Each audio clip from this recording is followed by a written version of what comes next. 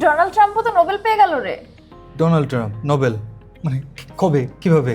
দেখ, 2025 সালে শান্তিতে নোবেল পেয়েছিলেন ভেনেজুয়েলার বিরোধী দলীয় নেত্রী মারিয়া করিনা মাচাদো, এবং তিনি এবার হোয়াইট হাউসে গিয়ে ডোনাল্ড ট্রাম্পকে নোবেলটা দিয়ে এসেছেন। ও, শেষ পর্যন্ত দিয়েই দিলেন। অবশ্য মাচাদো নোবেল পাওয়ার পরেই সেটা ভেনেজুয়েলার মানুষ আর মার্কিন প্রেসিডেন্টকে উৎসর্গ করেছিলেন। আর এবার ট্রাম্পের সাথে দেখা করে মেডেলটাই দিয়ে দিয়েছেন। আর ট্রাম্প তো 2025-এর নোবেল পুরস্কার ঘোষণার আগে 9 মাসে 8টা যুদ্ধ বন্ধ করার দাবি করে নোবেল চেয়ে আসছিলেন। আর আবার ইসরায়েল কিন্তু অফিসিয়ালি ট্রাম্পকে নমিনেটও করেছিল নোবেল পাওয়ার জন্য।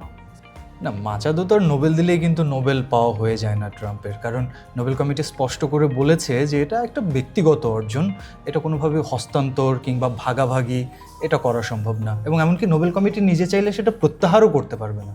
হ্যাঁ, এরকম একটা ঘটনা কিন্তু ঘটেছিল এর আগে। অং সান সুচি যখন জান্তা সরকারের পক্ষে চলে গেলেন, তখন কিন্তু তার নোবেল বাতিলের নানান ধরনের দাবি ওঠে নানান মহল থেকে।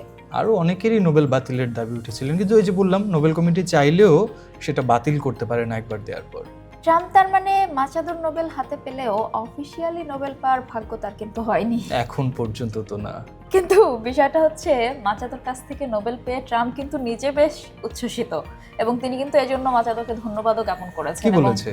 15 জানুয়ারি সন্ধ্যায় সামাজিক যোগাযোগ মাধ্যমে একটা পোস্ট দেন তিনি। সেখানে তিনি লেখেন যে, আমার কাজের স্বীকৃতি হিসেবে মারিয়া আমাকে তার নোবেল শান্তি পুরস্কারটি উপহার দিয়েছেন। পারস্পরিক শ্রদ্ধার কি চমৎকার নিদর্শন হিসেবে বলেছেন তিনি।